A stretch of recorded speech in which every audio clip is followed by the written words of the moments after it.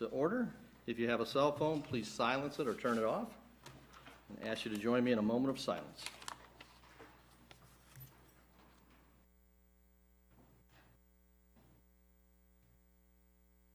Please stand and join me in the Pledge of Allegiance. I pledge allegiance to the flag of the United States of America and to the republic for which it stands, one nation, under God, indivisible, with liberty and justice for all. Please be seated.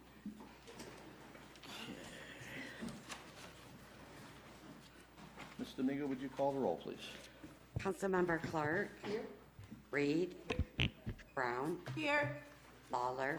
Here. Spicer. Here. Williamson. Here. And Mayor Atchison. Here. And I'd remind and ask all my colleagues and our city attorney to please speak into the microphone so everyone can hear. Thank you. Okay, first item is approval of the agenda. May I have a motion to approve the agenda? Councilmember Lawler. Thank you, Mayor. I'd like to make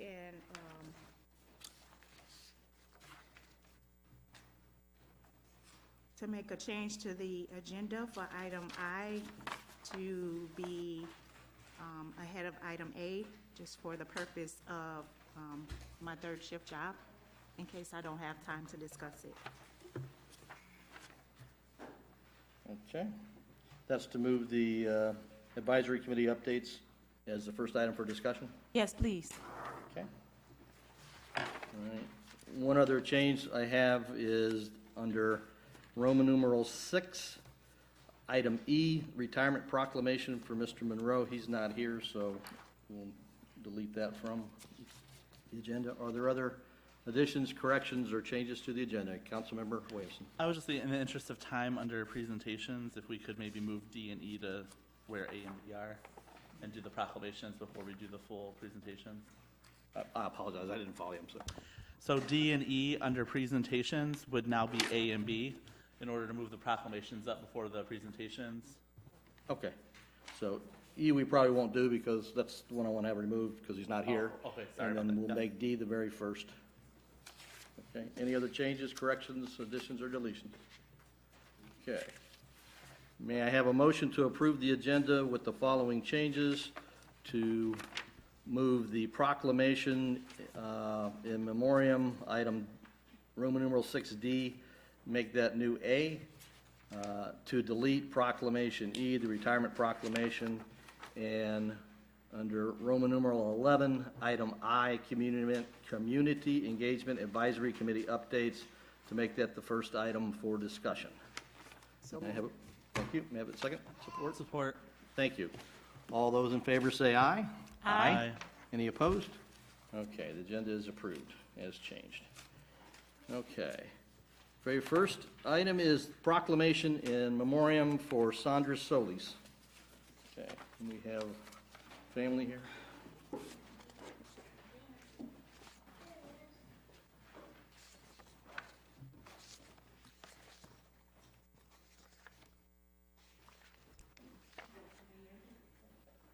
City of Albion proclamation in memoriam for Sandra Solis. Whereas the City of Albion acknowledges the significant contributions of Sandra Solis for her commitment to the Albion community, and whereas Sandra was born in Brownsville, Texas, and moved to Albion in 1988, where she and her husband raised their 2 children and many neighboring children, and whereas Sandra worked at Kmart in Albion and Marshall, Citgo gas station, and Kelly's Fuel, where she met and knew so many people. She managed a full-time job and always managed to be an amazing mom to her children and a friend to many others in the Albion community. And whereas Sandra was known as Mama Solis and was always someone people could turn to if they were having a bad day, needed advice, or even a place to stay. She was always willing to go above and beyond for people and would give you the shirt off her back or her last dollar in her pocket. And whereas Sandra, aka Mama Solis, stayed positive, genuine, loving, caring, and understanding to the end. She was a fighter, and her beautiful smile and warming soul never faded. She always managed to find a way to put someone else before herself. She always stayed true to herself. Now therefore be it resolved, I, Mayor Atchison, joined by the members of the Albion City Council, do hereby extend our heartfelt appreciation and honor as a citizen of the City of Albion, Sandra Solis in her contributions to the city of Albion community, and witness wherever I appear unto, set my hand and cause the seal of the city to be affixed.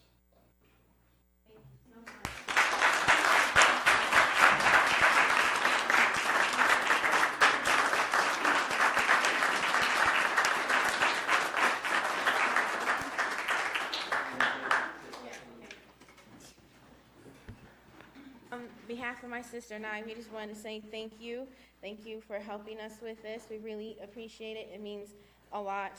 This means a lot. Thank you so much. Thank you.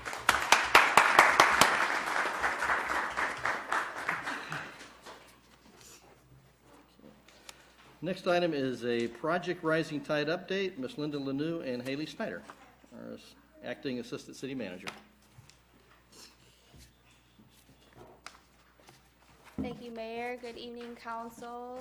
And I just want to start by saying I'm glad that Councilman Williamson had that be rearranged, because it sounds like Mrs. Solis' spirit is very much the spirit that I know Albion to be. And this update is really about highlighting the assets within our community, and community development is based on developing assets. So I wasn't sure how to get this slide rolling. Is there a clicker?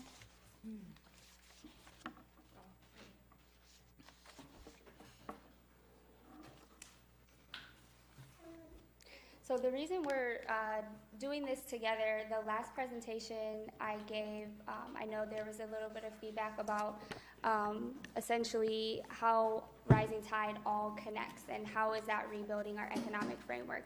So I went to Haley, who was advising me and directing the efforts that I'm doing from the city's perspective, and she suggested putting it into a PowerPoint. So we are just going to walk through why this is happening and how it all connects, and hopefully this is going to be part of a larger initiative to help improve the civic engagement within our community as a whole, because that's clearly, you know, where the movement is heading within our community. So we'll go possibly to the first slide. There we go. So hopefully most of that can be read. Community development is something that you may have heard in a lot of different contexts, and my title is Community Development Fellow. And what we were directed with through Rising Tide is to serve the needs of the communities that you're in. So community development could be about attracting new residents. It could be about investing in development and things like that. But I was directed to invest in the people that are here. So that is the approach that we're taking in terms of an asset-based community development approach. Our people are our greatest assets. So in examining basically what has happened and how to move forward in our community to improve the quality of life for everyone who is in the community, because that's what community development is. I just wanted to start by acknowledging that the only way I could be in this position is all of the work of the people who are in this room and outside of this room, and everything that's happened in the decades that have preceded me. And none of this that we're going to talk about together is us taking credit. It's simply acknowledging this is what's happening within our community. And to start that, it is really important to acknowledge that through the generations of support and effort, there have been a lot of loss.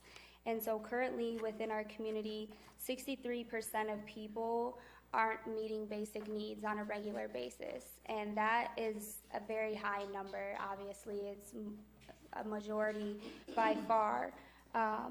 And so we just want to bring that to the surface and say that we are taking an asset-based approach that acknowledges those immense needs within our community. We are constantly doing a balancing act, and another pivotal part of community development is activating something and then following through with resources and support. So everything that you're going to see is a process of building on what's here and then moving forward in a new way. So hopefully that's all clear. And then, okay, so Haley and I decided to do this together because, like I said, she's advising and directing my efforts from the standpoint of the city based on the comprehensive plan that's in place. But Haley is also taking on a lot, obviously, as the acting assistant city manager, and that's a critical part of community development as well, is acting in solidarity and working to build coalitions. So Haley's going to speak a little bit about some of the work that she's doing and what she's noticed as well. Good evening, Mayor and Council. And I just want to highlight the efforts that we are very fortunate to have Ms. Lanu as our Community Development Fellow. She has taken the initiative to meet with diverse stakeholders within our community, as well as build the regional ties and connections to kind of enhance our resource capacity that we can utilize to bring different opportunities to our community. So I just want to give thanks to Ms. Lanu for all of her efforts. So before, at the start of Project Rising Tide, there are 5 focus areas identified. Those are health and wellness, housing, post-industrial sites, public infrastructure, and workforce development. And I can just say that all of these are high priorities that the city is continuously working towards to improve and increase the capacity within our community. Anything you want to add? In the sense of why Rising Tide, is community development, it's because all of these issues were brought forth based on the leaders hearing the needs of the community. So that's why we've chosen this, and that's where this work is heading. So the technical assistance deliverables that were identified to receive from the state are all listed here together. I know that was part of the confusion before, is how all of this fits together, because these are all big projects that are underway.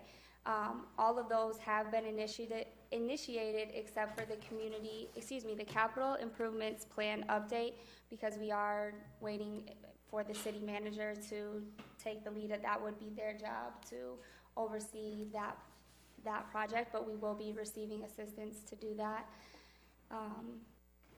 And then the communications plan is the last one that we haven't talked about as much as well, because again, the city manager is going to be pivotal in bringing that forward.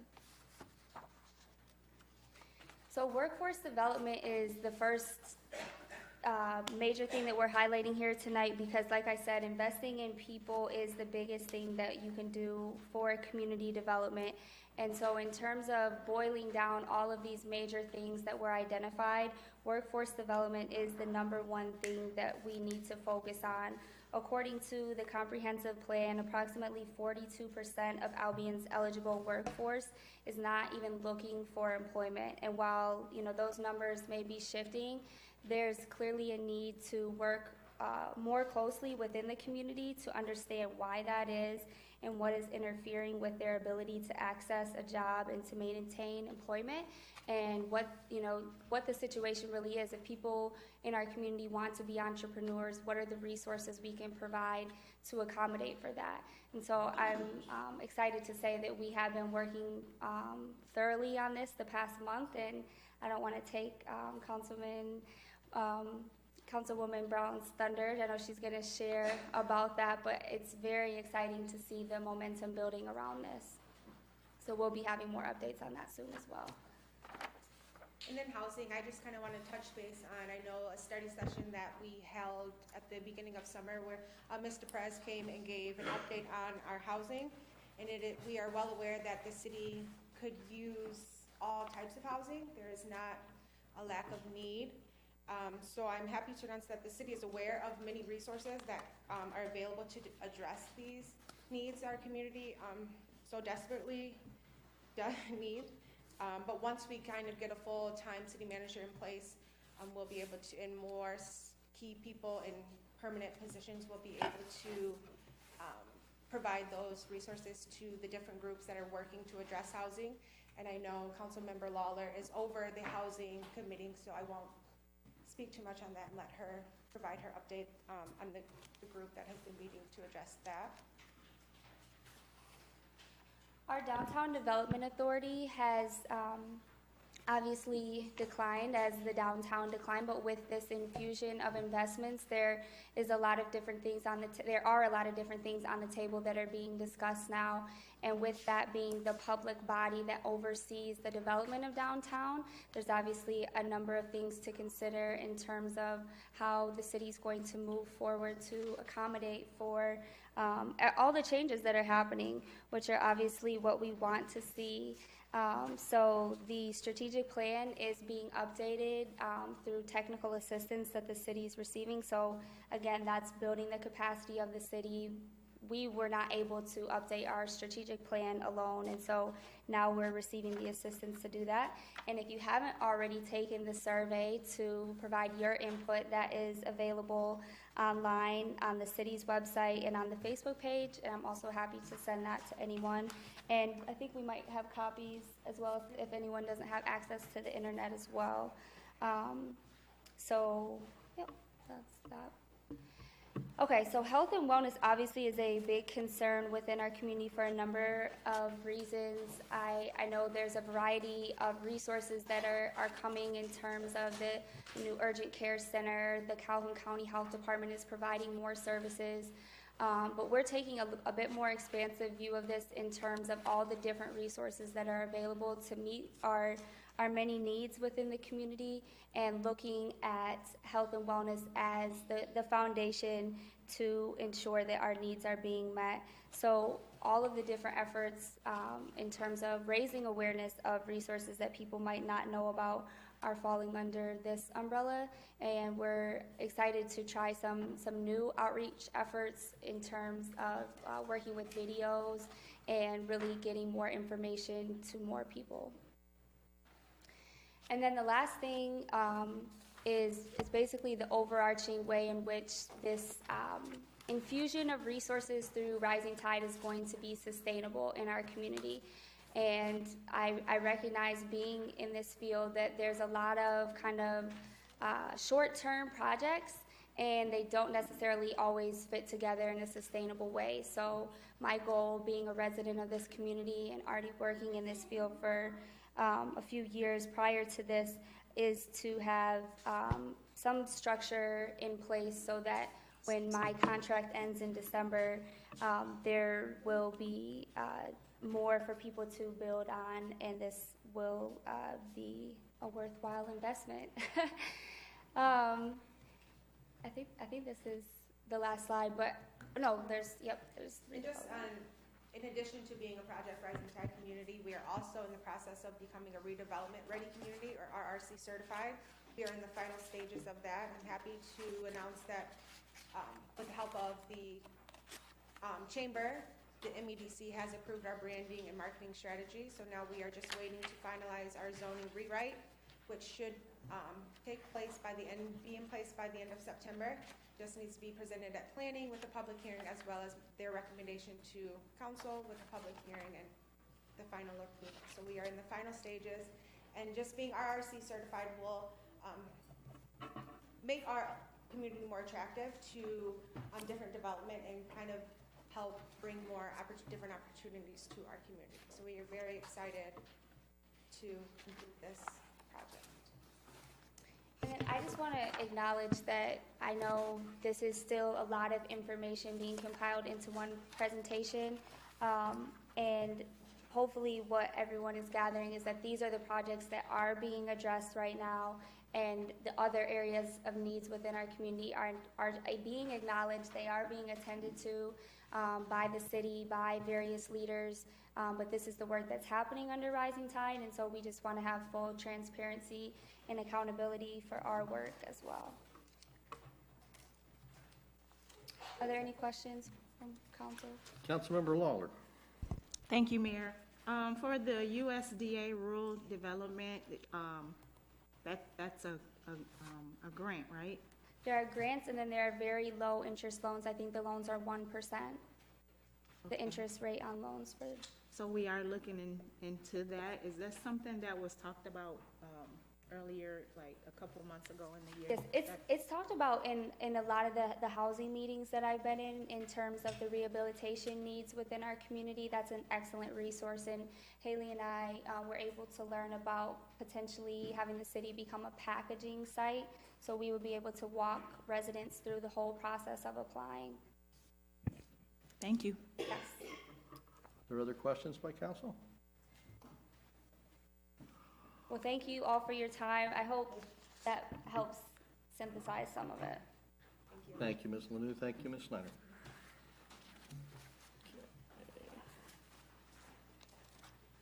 Okay, next presentation, Mr. Larry Williams, our Recreation Director, will give us an update on Albion's recreation program.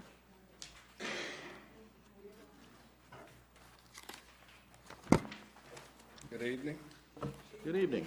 I'm not quite sure where you want me to start, but I'll just kind of give you an update on what we've been doing since the last time that I reported to council. We've had 4 water aerobics classes, which are offered to 18 and older. Those classes are Tuesdays and Thursday evenings from 6:30 to 7:30. The instructor is Don Rykow, who's an Albion resident. The first session was held February 5th through March 14th. There were 33 enrollees.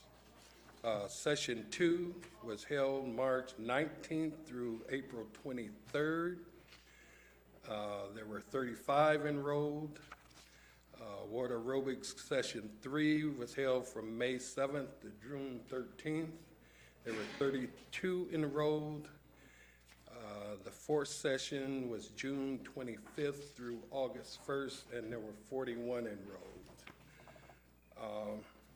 We've also offered a Learn to Swim program. That program is in collaboration with Albion College's women's swim team, who provided the instructors, the lifeguards, and the program director. We had 5 sessions. We initially started out with the ideal that we would have an enrollment of 24 per session. You will see that increased substantially.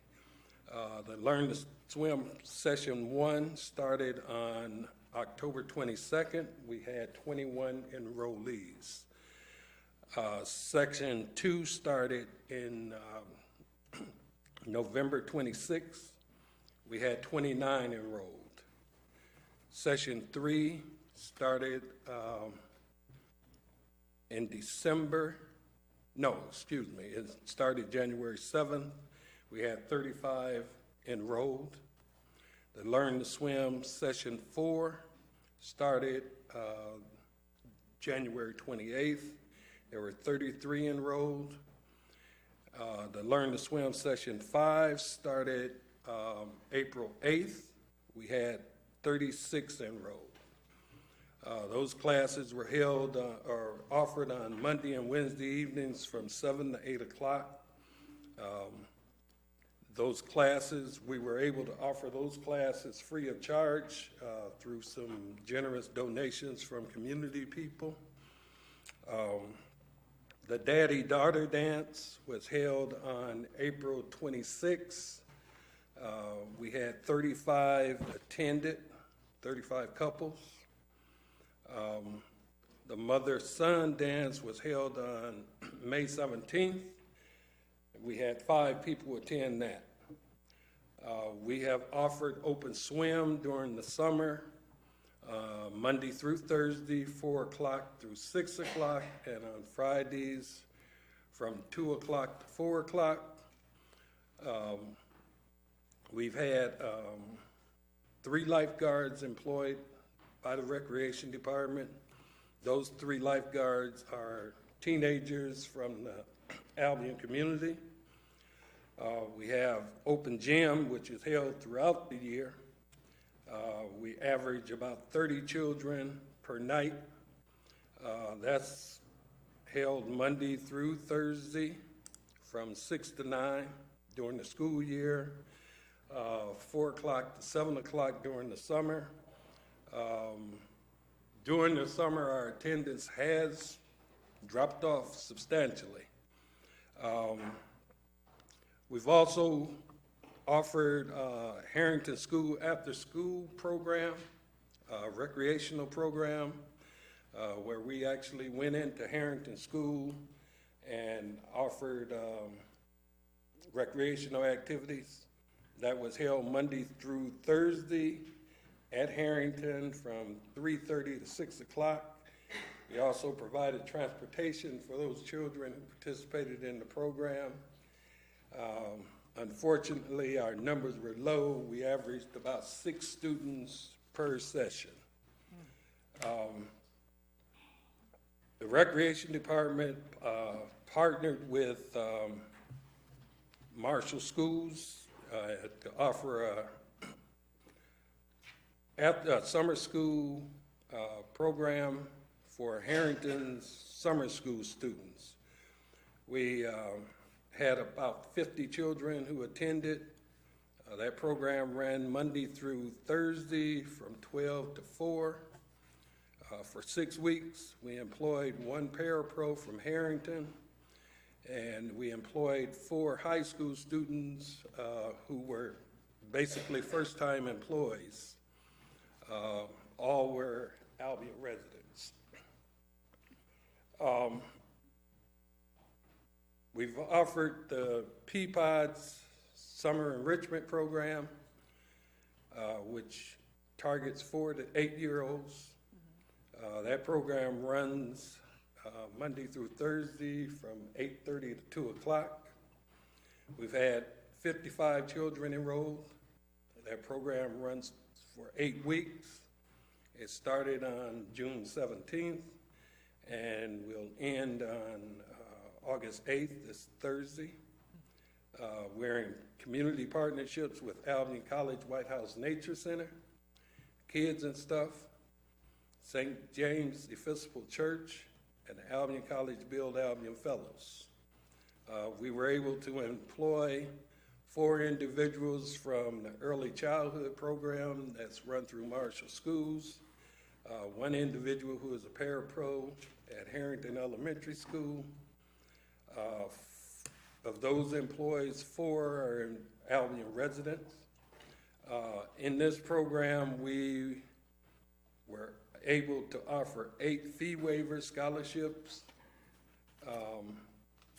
to children and families who could not afford the fee. Also, we offered Summer Dreams, which is for 9 to 14 years of age. There were 16 children enrolled.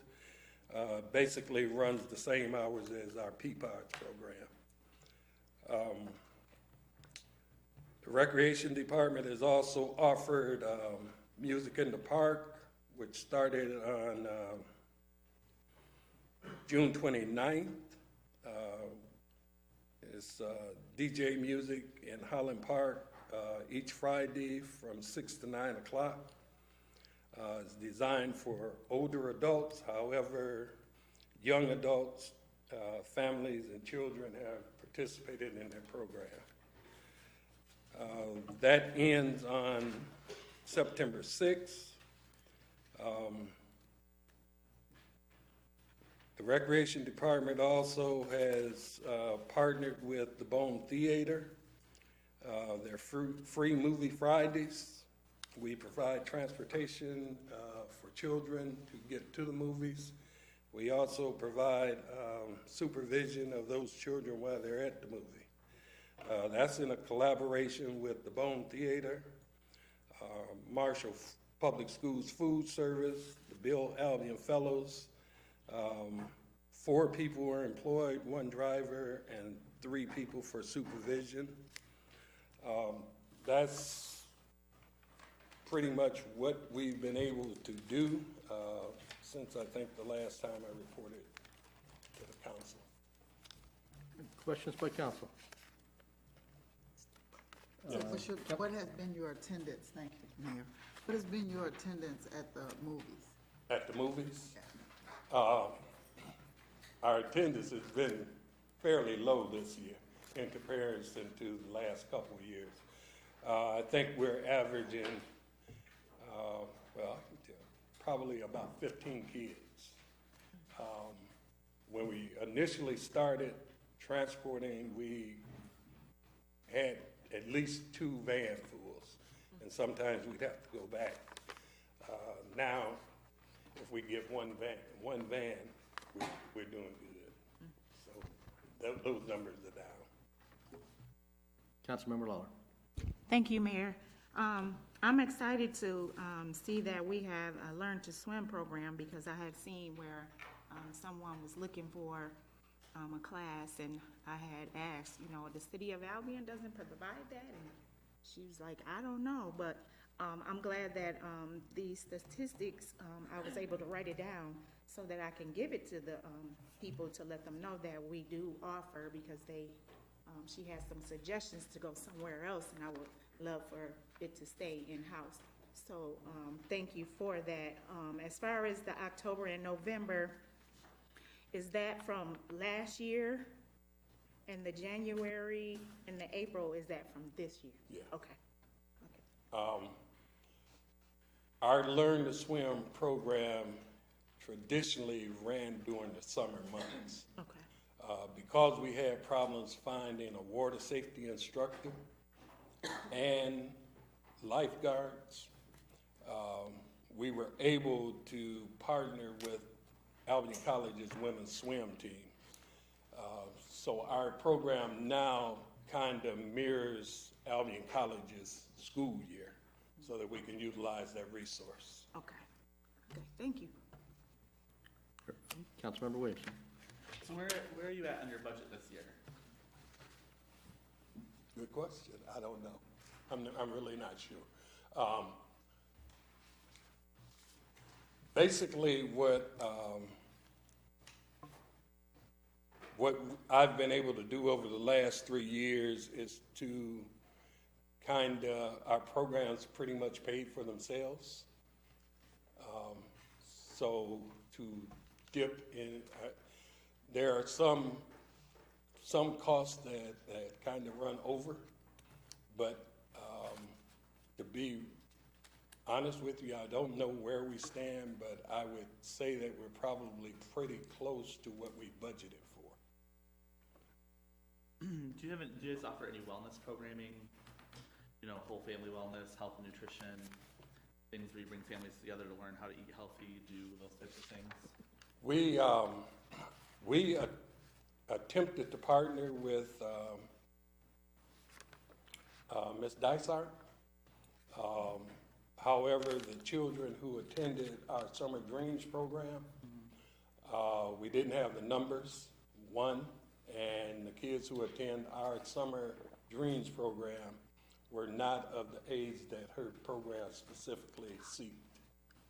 So we weren't able to partner with her on that, but that's something that we've talked about. What do you think your biggest impediment to getting children and families to programming is? Transportation and cost.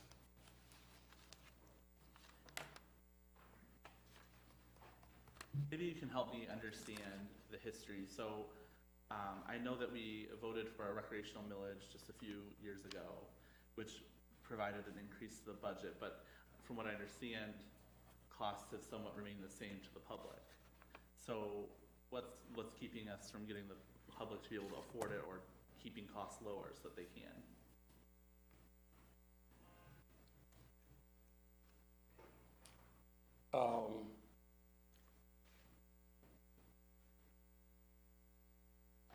I think we worked with families that if they want to participate in the program, they can. Mm-hmm.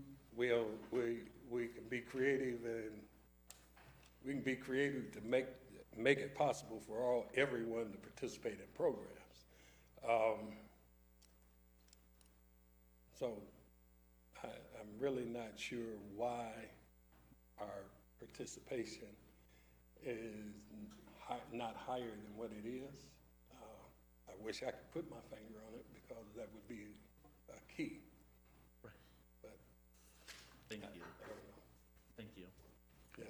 So, I know a long time ago, we used to have the softball leagues and the baseball leagues, and most kids aren't involved in those anymore, but however, most of our children are going to Marshall Public Schools where they do have those, type of sports available in the schools. So is it at all possible, if, in the future, that we could look at, maybe starting something within the school system that will carry over in the summer, so children that are interested in it would, be able to do something? That was our initial thought with partnering with Harrington School, with the after-school program, because it offered kind of introductory to a lot of different sports. I think the most popular sport right now is basketball, but I think there are some other sports that kids can get involved in that they don't, that they're not exposed to. So that was our attempt with that program, to kind of expose kids at an earlier age to get them involved. One of the things that I think is a handicap is that kids aren't exposed to sports at an early enough age. So we get our children, using Marshall as an example, when they go to who have been playing together for many years, and it's hard for them to compete at that level. So a lot of our kids get discouraged and they kind of give up. So that was an attempt to kind of get in, teach some skills at an earlier age, and expose some kids. Councilmember Williamson. Has Marshall Public Schools been a good partner to recreation when it comes to using their facilities and being helpful to the recreation program? Yes, very much so. That partner, I mean, it's a good partnership. Anything that recreation really needs and Marshall's able to give us, they will. I mean, they're a good partner, I think. Councilmember Spicer. Thank you, Mayor. Mr. Williams, thank you for showing up here and the information. I just want to, and maybe your answer to Councilman Williamson might serve reply to my question. The daddy-daughter dance and the mother-son dance, there's different, the numbers, the attendees is a big difference. And can you give me any idea why that is? And is cost for putting on these dances, is that donations or does it come out of our recreation budget? And is there plans to continue? It comes out of our budget, which is kind of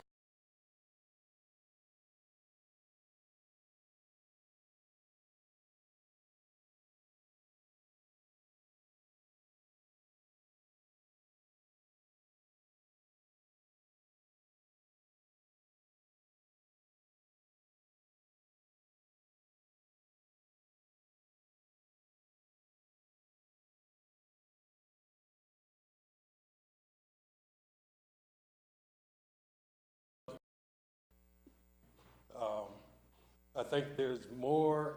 The daddy-daughter dance has been, I think this year was like the 37th year. The mother-son dance is relatively new. Last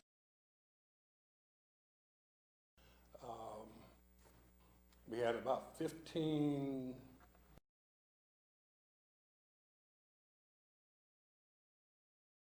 That's the difference, I think, because with the daddy-daughter dance, we get brothers, cousins, uncles, grandfathers. We get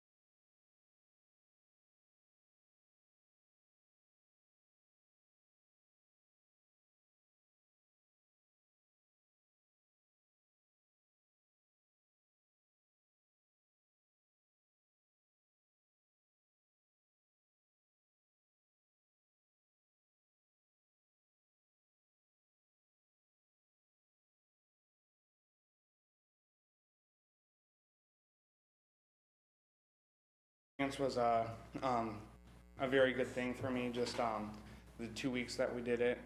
I hope in the future we can do it for more than 2 weeks and just go longer throughout the summer. I just really enjoyed helping out the community, like helping the veterans' graves and painting for the park. It was really nice. I enjoyed that. I learned a lot in the program. I learned how to communicate with other people, and I learned work ethic and responsibility, and I just learned how to work hard. And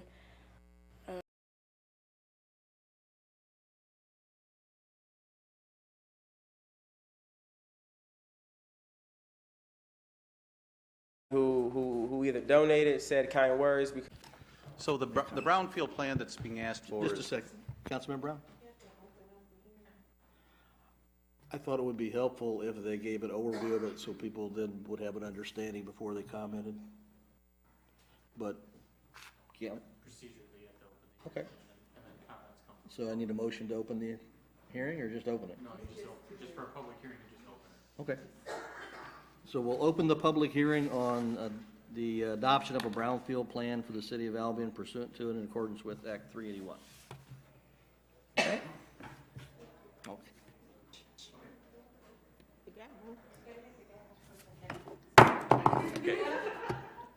Well, I just want to let everyone know I'm here in support. Of course, my name's Bruce Johnston. I'm with Revitalize LLC, and I've helped with the process of 404 through 414 South Superior renovation.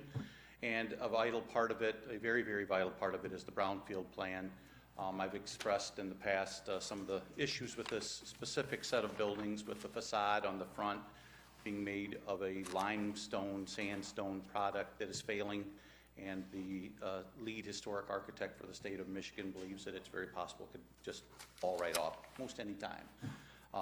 The family that owns the project, the Dobbins, are here, and they have secured funding. They have MEDC process waiting, but a very vital part of the stack of finances to be able to do something like this at the level that it'll be done, which will be, the front, the back, the roof, the interior, everything redone, fire suppression throughout the buildings, so completely rehabilitated, does require a brownfield plan and the ability for that to move forward. So I hope you'll consider it strongly, and if there are any technical questions, I'd be glad to help out along the way. Okay. Thank you. Councilmember Lawler. Thank you, Mayor. I just want a clarification on the part that says total capital investment is estimated. And down below, it says that additionally 98.4 will be captured for distribution to the following, and it names like 4 school and city debt. What does that mean? I'm new to this, so I just gotta. Bruce stole most of my thunder, so I'll address your question and just give you a little bit more. Okay. It's the increased tax revenue that will be generated because of the project. So it makes it, it's available to the school and operating debt. I think there was only a school debt on this project. Okay. It's tax capture, or taxes that wouldn't otherwise be available. Okay. Does that make sense? It does. Okay. Thank you. I'll just give a quick overview and then you can continue. Okay. Like I said, Bruce took up, the most about the project. But I will say that this one is coming before you for support. The Brownfield Redevelopment Authority had a special meeting in July and voted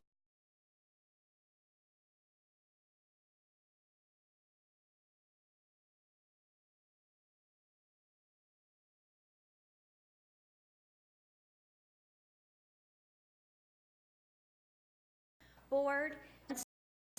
If there's an approval tonight, this will move forward for consideration by the MSF board for not only state capture of the taxes, but also some community grants to make this a sustainable project. So you have a memo in your packet from the BRA, and I believe the city manager's office also provided you a memo. And you've got the full brownfield plans. There was plenty of reading material. I'd be happy to answer any questions, or we can continue on and I can come back up if needed. Councilmember Lawler. Sorry, Amy. Okay, I see where the DDA plays some sort of part in this. Can you help me Yes. understand? So this project is located within the district for the DDA. So as part of anything that the state approves, where they're going to look for that tax capture from the DDA to be bypassed over to the Brownfield Redevelopment Authority to meet this project's needs. So it'll be used to pay back the eligible activities to the developer and then fund those other elements that you indicated there, like the state, they call it the BARF, but the Brownfield Revolving Fund, the local Brownfield Revolving Fund, and then the new capture for the school debt. So we will be going to the DDA. This approval is assuming that interlocal agreement will be approved, but we will be asking for an interlocal agreement August 14th, I believe it is, mid-month. So the DDA will not capture anything? The DDA won't capture anything on this property while the Brownfield plan is in place. That's pretty typical because you need full collection in order to approve the state's portion of the taxes. Okay. And it's for 22 years? Yeah, this is a little longer because of that demolition of the exterior facade and it being so expansive. I will say, like, the hotel project, you weren't on here when that one came through, but that was slated to be longer than it actually is going to be. It's usually worst case scenario. Okay. Thank you. Mm-hmm. Yeah. Other questions by council? Okay. Then we'll go into the public hearing or comment section of the hearing. Good evening, Garrett Brown, 1016 South Superior Street. Not taking a stance particularly on the council's decision to approve or not to approve it, but just wanted to make a statement about the use of like these tax captures, because I think a lot of times what's not clear is in these districts, it's not putting money back into the city's coffers. And so I think the council really should take make an effort to really look at incentivizing projects that are going to create a pipeline of revenue to the city. And so I think that's really important because even development, there was reference to the DDA, development in that district, again, is siphoned off for certain purposes, right? So we can't take, DDA money and fix a street that's not in the district, for example, or sidewalks or infrastructure. So I'm not really taking a stand on whether the council should approve it or not, but I think that prioritizing development that will bring revenue into the city is really important. Because the other thing is when I'm on the email list for the EDC of the Brownfield board meetings, and so I looked through the actual project proposal, and I think there's like a thing, if I'm correct, like 4 jobs, and then maybe like 30 or so construction things, but that's not like a permanent thing. So I think that's one of the things we have to ask is like, what's the economic impact of decisions that we make when we do kind of tax incentives. So thank you for your consideration. Thank you, Mr. Brown. Comments by the public? Any other comments by council? Okay, we'll close the public hearing portion. Okay. Next item is request approval for resolution 2019-27, a resolution adopting a brownfield plan for the city of Albion pursuant to, in accordance with Act 381 of the Public Acts of the State of Michigan of 1996 as amended. So moved. Thank you. Is there support? Support. Okay, it's been moved and supported. Discussion. Okay. So I wanted to ask one question for clarification, and that was, so we're not taking any or interrupting the capture of current tax dollars coming in, if I understand correct, Mr. Priest, but as the value goes up and the taxes go up, it enables capturing those tax dollars to reimburse the cost of the development. Is that correct? Right, so, and when the project is established, there's a baseline taxable value, and that doesn't change. Right. So whatever taxes you're currently getting, you're still getting. It doesn't affect that at all. And then after this process is over and the developer have been reimbursed for lawful appropriate expenses, the tax value will have gone up and the city will capture more tax values, and those tax dollars will go to the city. Is that correct? Correct. Thank So you. just to give you a comparison, the taxable value right now is $73,000 on this property. It'll go up to just over $450,000. So Okay. the investment is triggering an increase for the city. Okay, thank you. Any other, Councilmember Brown? Just for clarification, but so the city will capture that after the 22-year period, is that correct? The city will start to capture that. Now remember, this property is also located in a DDA. So the DDA state that handles. But yes, after the expiration of all of the eligible activities are paid back. So it's estimated to be 22 years. It could be less. It's because this is a worst case scenario. So it could be less, yes. Thank you. Is that it? Any other comments or questions by council?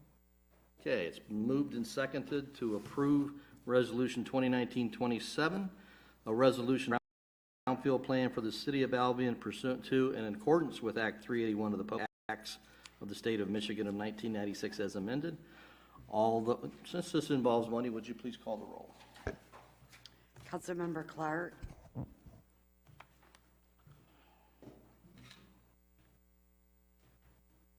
Yes. Reed. Yes. Brown. Yes. Lawler. Yes. Spicer. Yes. Williamson. Yes. And Mayor Atchison. Yes. Okay. Resolution 2019-27 is approved. Okay. This is the first, we'll go to the public comment section for members of the public that want to comment on an agenda item. Please come forward, state your name and address.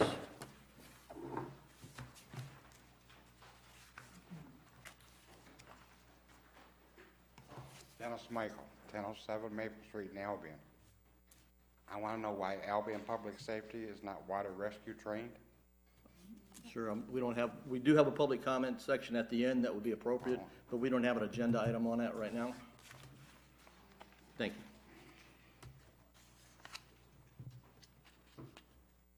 Hi, Eric Tobin, 409 West Ash. Just wanted to talk about item, I think it's E or F. Item F. Really quick, my wife and I live very close to that address, and we would be, as we've mentioned a couple of different times, we'd be opposed to any type of trail going through there, because in our opinions, it would increase the amount of trash that's ending up in our yard from the traffic that's already there. We believe that if there is any interest in fencing the property off, that would be more conducive to our thoughts than having a trail going through there, especially since we shouldn't be paying money, city monies, to put a trail in when we can't provide the city with enough sidewalks. So, thank you. Thank you. Are there other public comments this evening? One more. Item E, request approval, $51,000 for ADPS replacement expired personnel protective equipment. I'm sure that's hopefully that'll be explained during the discussion. But where is that coming from the budget? How's it being authorized? Is that planned for? And what's the definition of expired or something being obsolete? So that's just a question or concern about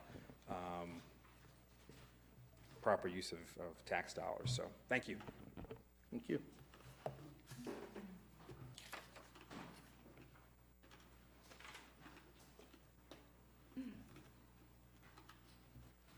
Good evening, Al Smith, 1209 Adams Street.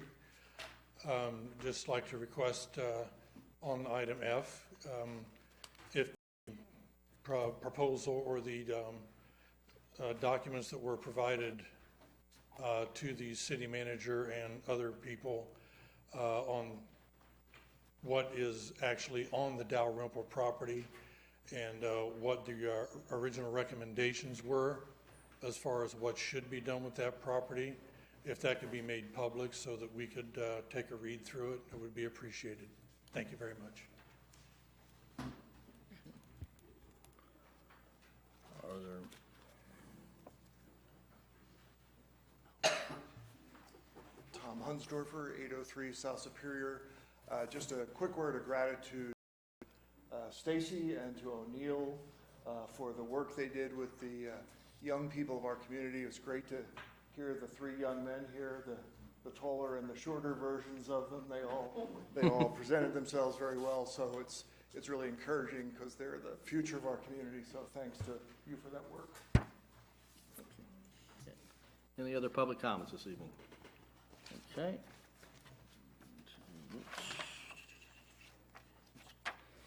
Okay.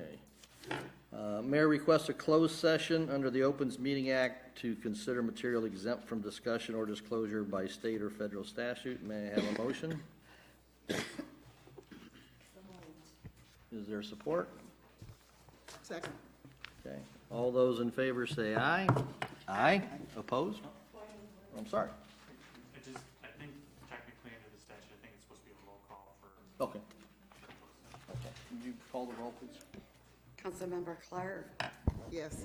Reed, Yes. Brown, Yes. Lawler, Yes. Spicer, Yes. Williamson, Yes. and Mayor Atchison. Yes. We will. So now we need to have a motion to adjourn, or that was it? No. Okay, thank you. We'll adjourn.